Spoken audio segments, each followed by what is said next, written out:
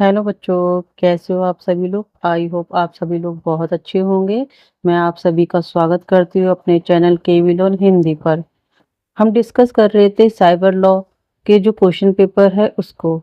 तो जो हमारा क्वेश्चन पेपर है उसमें हमने 11 क्वेश्चन डिस्कस कर चुके हैं। आज हम 12 क्वेश्चन डिस्कस करेंगे। इसके बाद एक क्वेश्चन और है, देन उसके बाद हमारा IT and cyber law question paper complete हो जाएगा। आई होप आपको मेरी वीडियो से थोड़ी बहुत हेल्प मिल रही होगी। अगर कोई भी आपको प्रॉब्लम है या कुछ और जानकारी चाहते हैं तो आप मुझे कमेंट कर सकते हैं। ठीक है, चलिए हम क्वेश्चन नंबर 12 स्टार्ट करते हैं। क्वेश्चन नंबर 12 है हमारा, आईटी एक्ट के साइबर अपील न्यायाधिकरण संबंधित प्रावधानों की विवेचना कीजिए।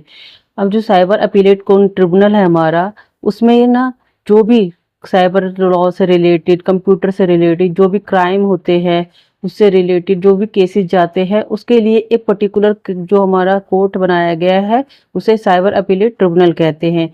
इनसे रिलेटेड जितने भी डिजिटल क्राइम हैं, इनसे रिलेटेड कोई भी क्राइम होता है तो उसके लिए हम अपील इसमें जाके कर सकते हैं। ओके, तो चलिए स्टार्ट करते हैं।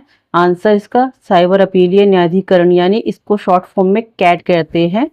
कानूनी रूप से यह एक महत्वपूर्ण संस्था है। सूचना और प्रौद्योगिकी 2000 के अंतर्गत कैट साइबर संबंधी विवादों के निपटारे के लिए एक विशेष मंच के रूप में कार्य करता है और ये सुनिश्चित करता है कि नागरिकों को निष्पक्ष और निष्पक्ष कार्रवाई तक पहुंच प्राप्त हो। यह ऑनलाइन दुनिया में व्यक्तियों और व्यवसायों के अधिकारों की रक्षा करता है। कैट स्वतंत्र रूप से कार्य करता है और गवाहों को बुलाने और उनसे पूछताछ करने या प्रासंगिक दस्तावेज प्रस्तुत करने की मांग करने पर और प्राकृतिक न्याय के सिद्धांतों के आधार पर निर्णय लेने का अधिकार रखता है। ठीक है, अब देखते हैं हम इसकी कि ये स्थापना इसकी कब हुई थी। तो साइबर अपीलीय न्यायाधिकरण यानी कैट की स्थापना, साइबर अपीलीय न्यायाधिकरण की स्थापना भारत के कानूनी परिदृश्यों में एक महत्वपूर्ण क्षण है। इसे सूचना प्रौद्योगिकी संशोधन अधिनियम 2006 के धारा 48 के अंतर्गत प्रस्तुत किया गया था। तो जो हमारा एक्ट बना था साइबर लॉ का, आईटी एंड साइबर लॉ, वो 2000 में बना था। लेकिन जब जैसे जैसे हमने तरक्की की है, हमने डिजिटल एरा में घुसे हैं, सॉरी गए हैं, अपनाया है उसको, तो उसके बाद में हमने संशोधन कर 2006 में जो संशोधन किया गया है वो इसीलिए किया गया है ताकि ऐसे क्राइम्स को कहाँ हम करें, क्योंकि जो नॉर्मल कोर्ट्स होते हैं उसमें ऑलरेडी इतने केसेस होते हैं। तो साइबर से रिलेटेड को जो भी हमारे क्राइम होंगे उनको किस तरीके से डिस्कस किया जाएगा, तो वो पेंडिंग पड़े रहेंगे। इसीलिए एक ट्रिब्यूनल बनाई गई जिसमें साइबर कंप्यूटर से रिलेटेड जितने भी क्राइम होते हैं या कोई प्रॉब्लम्स होती हैं, चाहे वो ट्रांजेक्शन से रिलेटेड हो, चाहे ऑनलाइन कोई मानहानि हो, क्राइम हो, तो उनसे रिलेटेड जो भी हमारे केसेस होते हैं वो डिस्कस किए जाते हैं कैट के अंदर। ठीक है, तो उसको संशोधन 2006 में संशोधन करने के बाद में जोड़ा गया था। ठीक है, अब इसमें अंतर्गत प्रस्तुत किया गया है, इसलिए इसे ये जरूरी है कि जैसे जैसे इंटरनेट का विकास हुआ है उससे जुड़े हुए जोखिम भी बढ़ते गए हैं। धारा 48 में निम्नलिखित उपधाराएं हैं।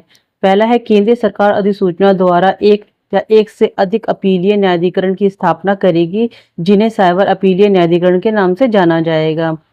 सेकंड, केंद्रीय सरकार उपधारा 1 में निर्दिष्ट अधिसूचना में उन मामलों और स्थानों को भी निर्देश देगी जिनके संबंध में साइबर अपीलीय न्यायाधिकरण क्षेत्राधिकार का प्रयोग कर सकेगा। उपधारा 1 के अनुसार केंद्र सरकार को आवश्यकता के अनुसार एक या एक से अधिक साइबर अपीलीय न्यायाधिकरण स्थापित करने का अधिकार भी है।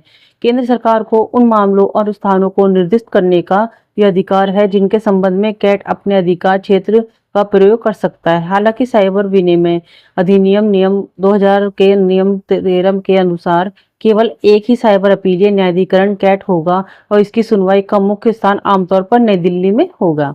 तो ये आप ध्यान रखिएगा, ऑप्शन वाले जो क्वेश्चन होते हैं, ऑप्शनल क्वेश्चन, उसके अंदर ये पूछा जा सकता है कि जो कैट का है मुख्यालय वो कहाँ पर है, तो इसका मुख्य स्थान है नई दिल्ली में।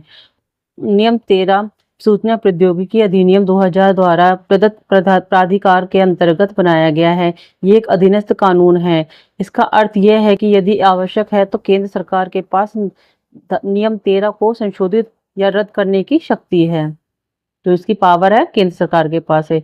दूसरे उपखंड में कहा गया है कि सरकार उन विशिष्ट विषयों और संस्थानों का भी उल्लेख करेगी जहां पर साइबर अपीलीय न्यायाधिकरण निर्णय ले सकता है।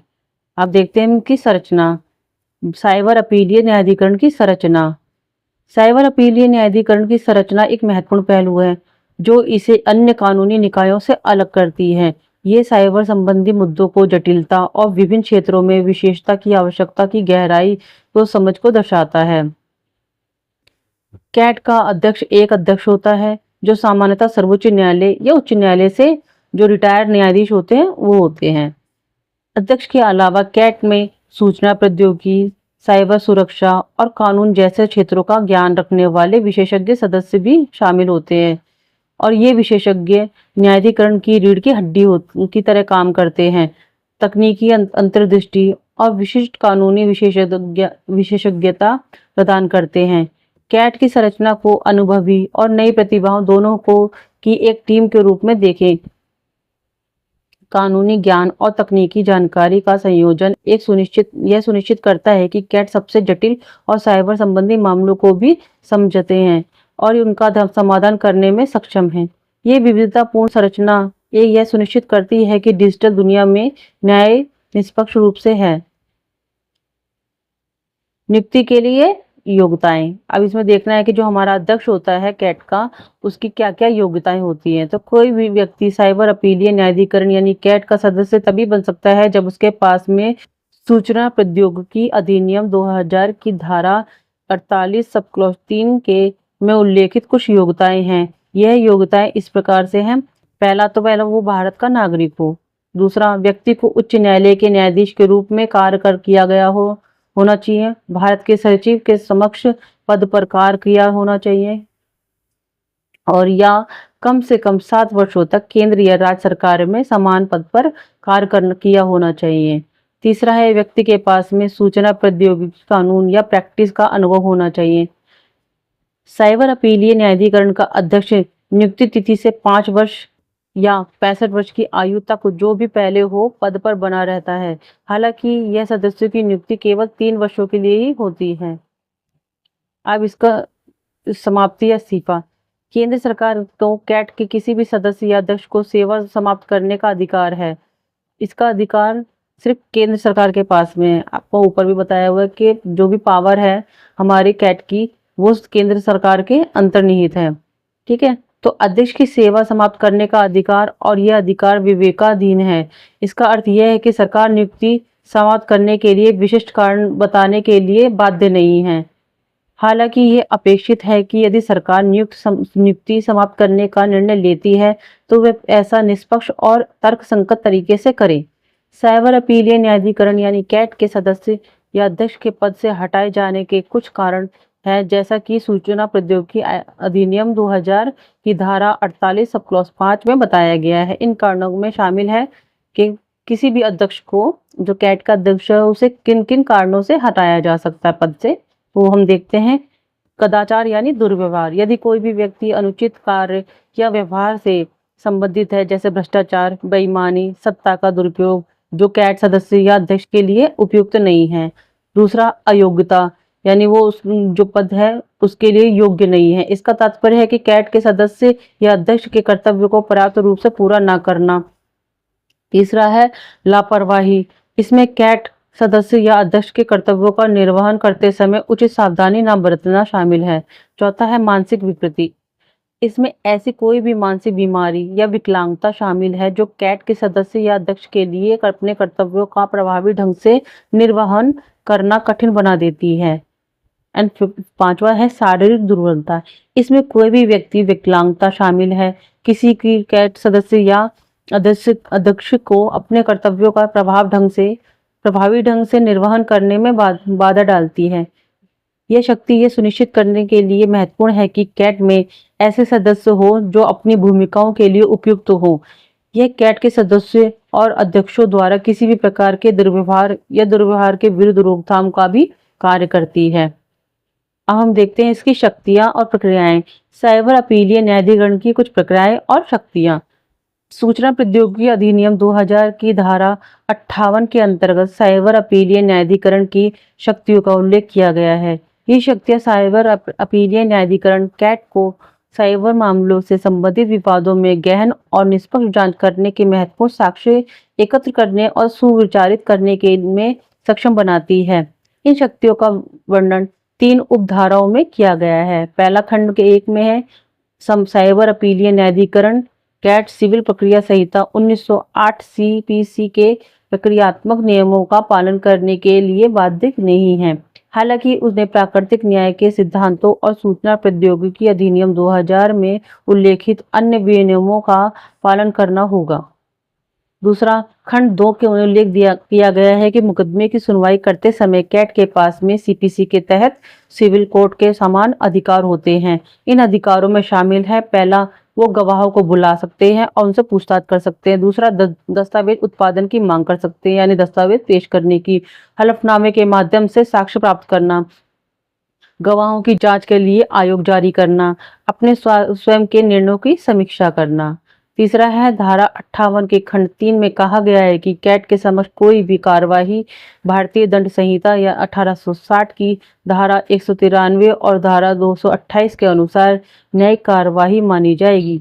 इसके अलावा दंड प्रक्रिया संहिता 1973 की धारा 195 और अध्याय के आवेदन के लिए कैट को एक सिविल न्यायालय के रूप में मान्यता दी गई है। अब देखते हैं अपील कैसे करते हैं। तो साइबर अपीलीय न्यायाधिकरण के तहत अपील।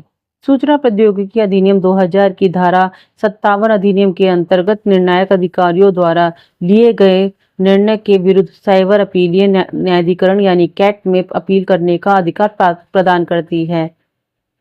कैट साइबर मुद्दों से संबंधित विवादों को निपटाने के लिए स्थापित एक विशेष निकाय है। सूचना प्रौद्योगिकी अधिनियम 2000 के तहत किसी भी निर्णायक अधिकारी के आदेश से अनुचित रूप से प्रभावित होने वाला कोई भी व्यक्ति कैट में अपील कर सकता है। इसमें व्यक्ति, कंपनियों, संगठन शामिल हैं। साइबर अपराध, ऑनलाइन सामग्री विनिमय, डेटा संरक्षण, बौद्धिक संपदा आदि अधिकार और मध्यस्थ दायित्व जैसे विभिन्न मामलों से संबंधित आदेशों के विरुद्ध अपील की जा सकती है। ये अपीलें निम्नलिखित कारणों पर आधारित होती हैं, जैसे कि यह आदेश अवैध और अमान्य है। दूसरा, आदेश अपर्याप्त साक्ष्य पर आधारित है। तीसरा, यह आदेश अपर्याप्त और अपर्याप्त साक्ष्य पर आधारित है। आई थिंक सो ये 2 बार हो चुका है। यह आदेश कानून की गलत व्याख्या पर आधारित है। यह आदेश प्राकृतिक न्याय के सिद्धांतों का पालन नहीं करता है। अपील आदेश प्राप्त होने से 45 दिनों के भीतर की जानी चाहिए। मतलब एक टाइम दिया हुआ है, लिमिटेड दे रखी है कि 45 दिनों के अंतराल पर आपको अपील करनी होगी। यदि यह अपील निर्धारित प्रपत्र में होनी चाहिए, प्रपत्र में होनी चाहिए और इसके साथ शुल्क भी देना होगा। कैट की सीमाएं। अब कुछ लिमिटेशन कैट की भी हैं। तो कैट की सीमाएं न्यायाधिकरण में अपील से संबंधित है। सूचना प्रौद्योगिकी अधिनियम 2000 की धारा 61 के अनुसार सामान्य अदालतें उन मामलों को नहीं देख सकती जिन पर निर्णय लेने का अधिकार साइबर अपीलीय न्यायाधिकरण को है। इसीलिए यदि आपके पास कोई ऐसा मुद्दा है जिसका निपटारा कैट कर सकता है तो आप उसे सिविल कोर्ट में नहीं ले जा सकते हैं। इसके बजाय आपको कैट में अपील दायर करने की शुरुआत करनी होगी। कैट एक ऐसा विशिष्ट न्यायाधिकरण है जिसे सूचना प्रौद्योगिकी कानून में विशिष्टता प्राप्त है, जो डिजिटल दुनिया में मुद्दों के समाधान के लिए आवश्यक है। साथ ही यह दीवानी अदालतों की तुलना में तेज और अधिक लागत प्रभावी है, जो कि धीमी और महंगी हो सकती है, जिसमें डिजिटल विवादों के लिए आवश्यक विशेषता का अभाव होता है। यह कानून यह सुनिश्चित करता है कि डिजिटल विवादों का निपटारा शीघ्रता से और कुशलतापूर्वक और क्षेत्र के विशेषज्ञों द्वारा किया जाए। ऐसे विवादों के उदाहरणों में डोमेन नाम पंजीकरण, ऑनलाइन ब्रांडों के लिए ट्रेडमार्क, ऑनलाइन सामग्री को हटाना, ऑनलाइन डेटा की गोपनीयता, ऑनलाइन बुनियादी ढांचे के दुरुपयोग पर असहमति शामिल है। तो आपको इतना समझ में आया होगा। अब हम देखते हैं निष्कर्ष। अंत में साइबर अपीलीय न्यायाधिकरण की स्थापना साइबर अपराधों का मुकाबला करने और उनमें शामिल लोगों को दंडित करने के लिए की गई थी। सरकार का उद्देश्य है कि इलेक्ट्रॉनिक लेन देन को सुगम और समर्थित बनाना था। साथ ही उसे विभिन्न साइबर अपराधों से सुरक्षा भी देनी थी। साथ ही विभिन्न साइबर अपराधों से सुरक्षा प्रदान करना और इंटरनेट ट्रैफिक की बढ़ती संख्या, ऑनलाइन लेन देन में शामिल बड़ी रकम को देखते हुए साइबर सुरक्षा को बढ़ाना बेहद जरूरी होता है। हालांकि साइबर दुनिया जैसा अपराध होने की संभावना बनी रहती है। साइबर अपीलीय न्यायाधिकरण की प्रभावशीलता बढ़ाने के लिए जनता और सरकार के बीच जागरूकता बढ़ाना और कर्मचारियों की तैनाती के प्रयास करना जरूरी है। सार्वजनिक शिक्षा के पहल के एक भाग के रूप में मैं प्लेसमेंट के साथ साइबर सुरक्षा पाठ्यक्रम शुरू करने के लिए व्यक्तियों और संगठनों को साइबर खतरों और निवारक उपायों को बेहतर ढंग से समझने में मदद मिल सकती है। किसी भी संभावित स्थिति से निपटने के लिए तकनीकी क्षमताओं में सुधार अत्यंत महत्वपूर्ण है। संचार मार्गों और प्रक्रियाओं की अखंडता और गोपनीयता तथा प्रामाणिकता सुनिश्चित करना आवश्यक है। तो यहाँ हमारा क्वेश्चन खत्म होता है। आई होप आपको मेरा पढ़ाया हुआ समझ में आया होगा। अगर आपको मेरा पढ़ाया हुआ समझ में आता है तो आप मेरे चैनल को लाइक कीजिए, सब्सक्राइब कीजिए और अपने दोस्तों के साथ शेयर कीजिए। राधे राधे।